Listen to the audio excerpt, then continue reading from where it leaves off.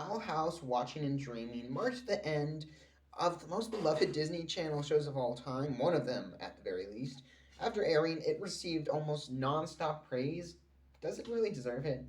The day after Watching and Dreaming aired, my sister and I watched the episode, and I was a bit confused. I had fun, but I wasn't so sure about its quality, so later that night, I rewatched the episode, and I've watched it 3 times since. But after second viewing, I still wasn't sure how I felt. There are many aspects of the episode of the show leading up to it that makes the finale so hard to decipher. For a bit of context going into the episode, Owl House Season 3 was cut down to only 3 specials in early 2022 during the middle of Season 2. Because of that, it was to be assumed that the show's finale needed to be changed drastically. One of the best parts of the Owl House is that every episode, even the ones around the middle, are very important to the story, so we missed a lot of possible stories and development. And that is most likely the reason that we have so many loose plot threads or new stories. The biggest new plot point is the Collector. The Collector was introduced in the second half of Season 2 as an all powerful being in the possession of Belos. The Collector was instrumental in Belos' scheme and was set up as a very scary individual in Season 2, but the Collector was later betrayed by Belos, only to come back with help as king and seemingly defeat Belos and then take over the Boiling Isles. We ended the second season of the Owl House with this cliffhanger that an all new powerful being was introduced to the world. And we didn't see him again until the second episode of season 3, For the Future. In this episode, we see the Collector has been thrown into the Boiling Isles and has thrown into chaos for the sake of his gains. Everyone is either in hiding or a mindless puppet. Awkward to me, as I already discussed in a separate video, because the Collector was oppressing the people of the Boiling Isles, but he was also just a lonely kid. The Collector is someone who had been manipulated by Belos to do horrible things in the past, but it felt like in this episode and For the Future, it was just the Collector doing all these horrible deeds. We knew a redemption was most likely coming, but he'd caused so much pain, there was a high likelihood that his redemption wouldn't work for the audience. And that is how we started watching and dreaming. The Collector is inflicting people's worst nightmares onto them just so they would be his friend. And it is an important note that at this moment the Collector was being manipulated by Belos again. So he was encouraged to torture King, Luz, and Ida. It wasn't just his conscious choice. But when the Collector goes back to his family in person, we get the redemption we expected. The Collector tries to play games with everyone, but is disappointed that everyone is fighting back. We then get a backstory for the Collector. Throughout the show, we see how the Collector's love of games has him manipulated many times, and that flashback, even Collector's family. The Archivist sent him to play with the Titans, and the Collector got punished when they abducted the Titans. The Collector kept getting manipulated, and he was fed up with it, but he also isn't entirely innocent either. My main complaint with the Collector is resolved when we find out the reason for his games being so dangerous and hurting people. From the Collector's point of view, all living things are toys. The Collector is an immortal being, and he has no grasp on mortality. We did see this a bit in For the Future when the Collector really didn't know what humans eat, or I should say what mortals eat, and wanted to send people just to the moon for fun. But I think how we find out in Watching and Dreaming is perfect. The Collector means no ill will to anybody. The Collector doesn't understand how short human life is, nor how delicate it is. He plays rough because in his mind, if something breaks, he can fix it. And while this method of redeeming is beautiful writing, I think it wouldn't be enough to make me care about the Collector as a character. What really made the Collector interesting is Luz's sacrifice. After hearing about all of Luz's adventures that we see throughout the show, the Collector naively thinks that if he forgives Belos, all will be solved, but that isn't the case. Although earlier when the Collector was giving people nightmares and wanting to send people to the moon, it was hard to call him naive, as other people's lives are on the line in the games. But seeing the Collector nearly lose his own life playing the games finally made him believable. We saw that he really didn't understand the consequences and emotions of other people, at least not yet. Because when Luz sacrifices herself for the Collector, he sees her die, and he is brought up to that believability as all the rest of the characters have.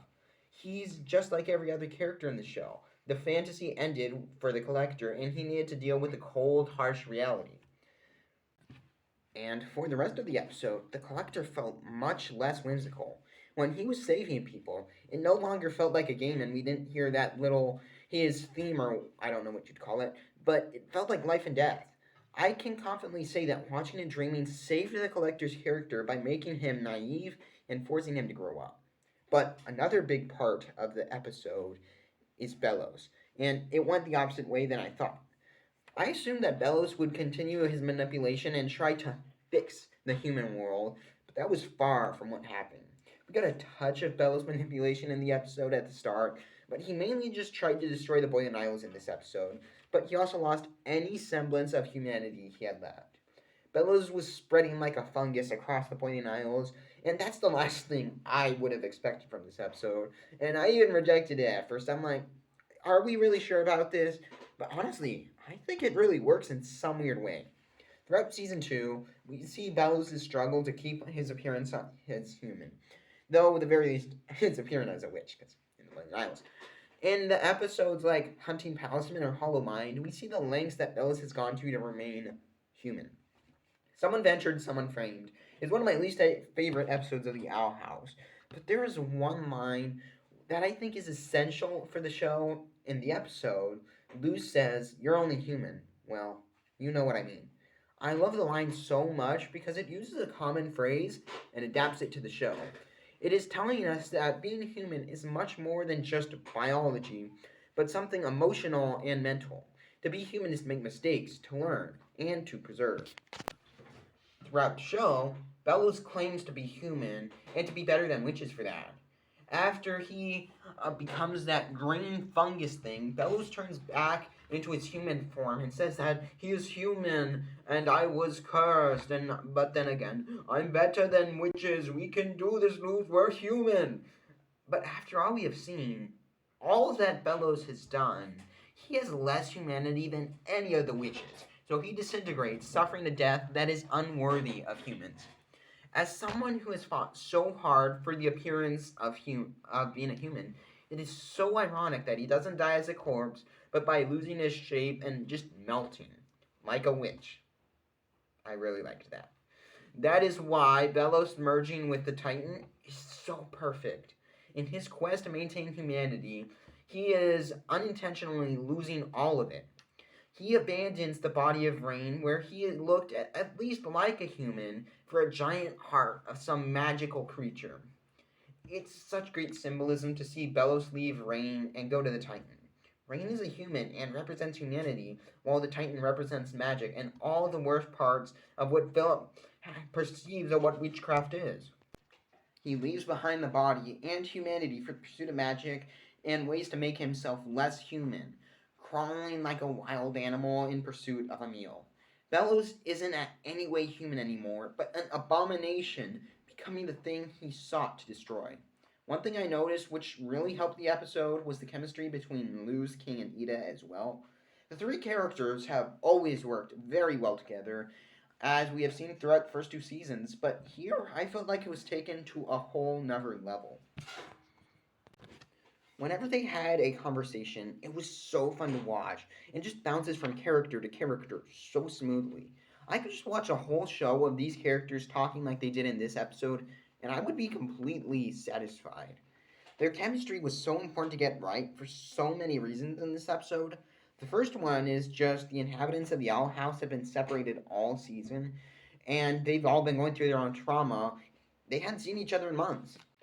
Because of that, us, the audience, had been waiting for them to reunite. So when they eventually would, it needed to be something worth the wait and the build-up, just like we do see in this episode. But the other reason they needed such good chemistry is for the Collector.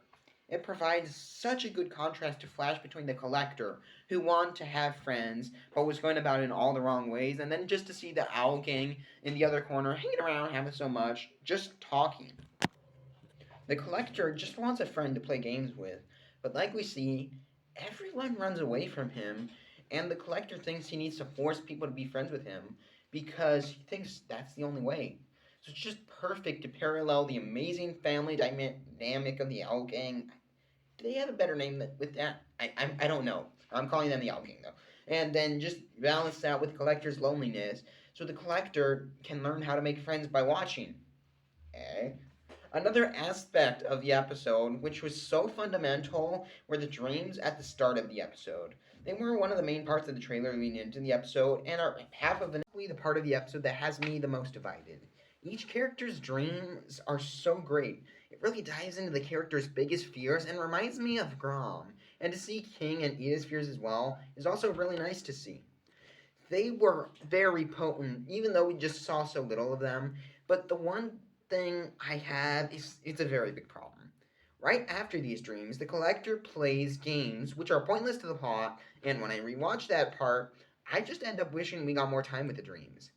We have enough dreams to understand what's going on, but not enough where we can really feel the character's trauma come out and see how it affects them after the shock value is over. But the worst problem is how the dreams are ended. If we go back to Grom, Luz can't defeat her biggest fear. So when it seemed in the trailers Luz was going to have to deal with her friends hating with her, it would have been so nice to see her finally face her fears in that scene. Like I've already brought up, the episode references the past concepts and the past character development, so I thought it would be perfect for Luz to face her fears instead of running away. But what we do get is the most cop out way to end the dreams as soon as possible. Instead of the characters facing their fears, Luz needs to turn on a light. And she finds out about this because she doesn't take the dream seriously. Turning on a light definitely feels like a weak excuse just because you don't have enough time. If there was more time, each character could face their fear, but if you just have a minute, I guess the light glyphs does make sense. Although disappointing that we didn't get some nice recognition of the ground story and having the characters face their fears, at some point we were going to run into the constraint of the episode running out of time just with the season being cut. So I'm happy that we don't have more things like this throughout the episode. And when we got each character's fears, it was satisfying enough on its own, where it justified cutting out the plot beat. Now, this isn't the end of my discussion, but I'm not the only one in this household who has seen watching and dreaming. In fact, I have someone else who I'd like to see what she thinks about it before we dive any further. I am both king and queen, best of both worlds. Send my regards to Ida the Owl Lady. Tis I, Ida the Owl. Watching and dreaming, it's probably one of my favorite episodes. Probably maybe 2 or 3 out of all the episodes I've seen, which is them all. But I still think there's hope for another season. But I don't really like the game thing. Let me pause this. If you want to see how we might get another season, go check out my video that I posted on Thursday. That is the worst plug I've ever heard. So it's really good. I just don't like all the games and the memory and the fear thing. I just didn't really think it adds to the story. I feel like the final battle was kind of boring. Like in my predictions, I had that it would be a whole massive battle with all the people that we've seen throughout the show come in. But at the end, it was just Luz, which makes sense. But it's not what I was expecting. And stop! I really like at the end of the party. I just wish we got a little more. You mean the epilogue? I mean the epilogue. I wish we got a little more what happened after. Bye. Bye. So that is why I scripted the video, but Mika does have some good points. One thing I found really interesting was Luz's sacrifice. It was handled so well, and also could have been used to make another part of the episode better. Having Luz's sacrifice for herself, just for the collector, was so good. Throughout the show, Luz's friends and family have been saving Luz because Luz tries to do the right thing and gets in way over her head. It was the reason Luz felt guilt earlier in the season, and it was the driving force for Luz's nightmares from the start of the episode. So now that the roles are turned for Luz to go and save someone who was trying to do the right thing to help others, and Luz feels the consequences of it, it's such beautiful irony. It's just wow. Luz's last words to King and Ida were so emotional, and seeing her fade into black in the abyss, and think of what she should have said to King and Ida, thinking that she'll never see them again, was chilling. I am still shocked by the fact that Luz actually died. She went under the water, and her body disintegrated. It's horrifying to see Luz actually die, and then realize while she's dying that she never got to say thank you to her family. I love that the only reason that Luz came back to life was because she was such a good person.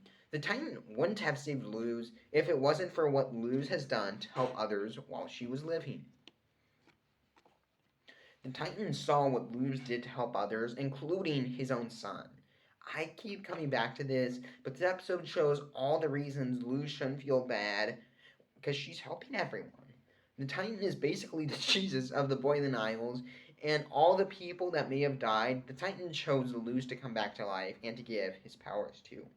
Seeing all the light spread over the land as well when Luz was dying and disintegrated, that was so beautiful. And seeing the collector trying to hold on to that last light until needing to let it go, that was just so good. I also really loved how King Anita just completely lost control. I think the reason their eyes were all glowing was due to all the grief King had. He actually unlocked more Titan powers because that's the only reason I can think they both have it. And the fact which I love even more is Ida turned into the Owl Beast. She wasn't Harpy Ida, but for the first time since Knock Knock knocking on Hootie's door, she fully lost control of the Owl Beast and came out due to Luda's death. Every part of the sacrifice was so good, even though the first time I watched it, I was rage screaming, thinking it'd be a cop out sacrifice like Gravity Falls, but it goes so much deeper than Luz just magically coming back to life. But earlier in the episode, Luz's friends woke up, basically did nothing just for a few minutes, and slowed the episode down and took away from some of that precious time which could have been used in the dreams. So I think the one thing that could have made Luz's sacrifice even better would be to remove the scenes with Luz's friends just waking up and trying to save everyone, and instead, when Luz's light orbs drift into the archive, everyone wakes up then all together. It would add even more to that irony where in the dream Luz's friends were saying that we lost everything due to you, Luz. Why do you get to have it all? And we know that it wasn't them saying all those things, but we also know that they've saved Luz so many times and have lost stuff. So now Luz would save them all. And I think if they did this, we would just break down crying because that would be so emotional. Bringing up the Titan was such a bold move. He has been such a central part of the story, yet never showing up. He had been so mysterious throughout the show, and if handled wrong, back to life, was because she was such a good person.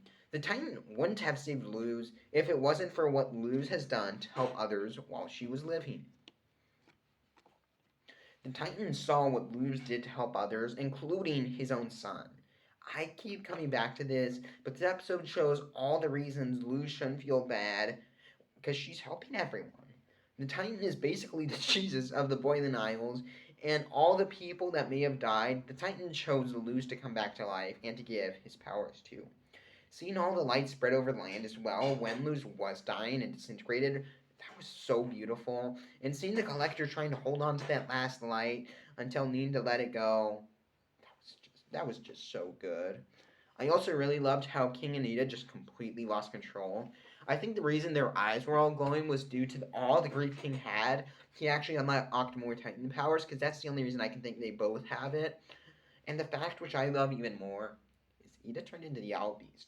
She wasn't Harpy Ida, but for the first time since Knock Knock knocking on Hootie's door, she fully lost control of the Owl Beast and came out due to Luda's death.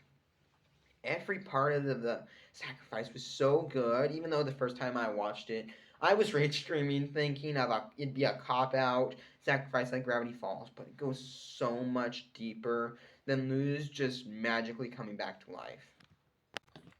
But earlier in the episode, Luz's friends woke up, basically did nothing just for a few minutes, and slowed the episode down and took away from some of that precious time which could have been used in the dreams. So I think the one thing that could have made Luz's sacrifice even better would be to remove the scenes with Luz's friends just waking up and trying to save everyone, and instead, when Luz's light orbs drift into the archive, everyone wakes up then all together. It would add even more to that irony where in the dream Luz's friends were saying that we lost everything due to you, Luz. Why do you get to have it all? And we know that it wasn't them saying all those things, but we also know that they've saved Luz so many times and have lost stuff. So now Luz would save them all. And I think if they did this, we would just break down crying because that would be so emotional. Bringing up the Titan was such a bold move. He has been such a central part of the story, yet never showing up. He had been so mysterious throughout the show, and if handled wrong, he could lose that cool factor and mysterious and bring a lot of the moments of the show just crumbling down with him. Luckily, though, his inclusion was handled very well. They explain everything perfectly about his inclusion. In season 2, we find out that the collector had been trapped in the between world. I don't know if there's a better name for that, where he was trapped by the Titan, and we find out here the Titan went there with Collector being the reason for his supposed death. It explains so much in the story as well. We knew the Titan was supposedly dead, but if so, why was his magic still working? And even more, why was his heart still beating? We find out that it's because the Titan isn't dead yet, but he is in between life and death. We have heard people talking about the Titan controlling things like Philip not finding the glyphs, or Bellows lying about the Titan's will. So to see that he is still living, the Titan that is, and affecting the world is so interesting. I really liked this conversation with Luz. In the conversation, the Titan felt like a wise, old sage, which further added to his air of mystery, which gives even more questions with what looks to be a hootie in his King story as well. Very interesting. I love that King wasn't just abandoned, nor made the Titan, but just saying that he had to go. The Titan was present in King's life in so many ways. He taught Luz the glyphs to help protect King and watched his son grow up, even though he was never there, physically. The Titan obviously knew his son and was very proud of King. And it makes me cry so much when the viewers hearing the Titan's one and only message to his son being, I love you. I like the Titan giving Luz all of the power as well. It was very cool. Only 2 people have ever learned the language of the glyphs, but the Titan still gives that power to Luz to help destroy the only other learner of the gifts. Throughout season 3, Luz has doubts of her own morality, as I've said, and she is a really good person, but with the Titan giving her the power, it's the perfect resolution to all the voice inside of Luz's head and proves, without a doubt, how good a person she is. And finally, I love as the show ends, so does the glyphs that we spent so long learning as the Titan dies. And so, in a new future of the Boiling Isles, a new Titan can rise and protect its inhabitants. One part of when Luz defeated Bellows, which I really liked, was that she called herself Luz the Witch. Throughout the whole show, Luz has gone by the moniker of Luz the Human, but now she is Luz the Witch, finally deciding on who she wants to be and embracing it. Right after the death of the Titan, though, Luz gives a monologue about the repercussions of defeating Bellows, talks about all the character reunions and what happens to them, and the path to reconstruction. I really like that moment with everyone meeting their loved ones, Hunter going with Darius, the collector being gifted Francois, and all the other character moments that we see there. I have one small idea which would change virtually nothing about runtime or structure, while strengthening the impact of that monologue in every way you could imagine. And thanks to them, we find out Luz has a video diary where she makes entries of what she's feeling in a moment. It was one of my favorite parts of thanks to them, just for the raw emotion it delivered. So all I would want is that at the end of the monologue, instead of transitioning straight into the epilogue, I would have just wanted 5 seconds of Luz in her kitchen and then closes the computer. It would have worked so well in bringing back the idea of the video journal setup, and it would have made the scene so much more emotional. And you just think of everything that made up the video diary, all the entries, and what it means to the story and Luz's character. I think all of the character moments in the episode were great, though, that we haven't talked about. Luz, King, Eden, everyone else. It was good. I plan on talking on each character's journey as a whole in separate videos, so I won't be getting into that here. just because we wouldn't have enough time, and so much is going to be related to past episodes where may as well make those their own separate videos. But the final thing worth discussing in this episode is its epilogue. The Owl House epilogue is just so beautiful in a number of ways. We see each character's profession, and I love them so much. Willow becomes a flyer derby player. Hunter carves palisman. Emily becomes some sort of explorer, and the fact that she had a kitty face on the ship was a nice touch, as well as wearing the Grom crown. I loved that so much. Gus becomes a professor on humans and the exchange program. And lastly, Ida becomes the teacher, well, the headmaster of Wild Magic University. Seeing an older Luz who was enrolling into Ida's school, taking every course, just made me so emotional. As did finding out that she got to live in both worlds, though staying mainly in the human. And one small Easter egg that makes me so happy is that on her bulletin board, Luz had a writing scholarship signed by Dana Terrace. Nice touch, guys. Nice touch. And ending with the King Senora, that was wonderful. We found out that there are a lot more glyphs to learn, and seeing the Pinata was the last time Hootie will ever make me laugh in this show. That's sad, but of course, the bye.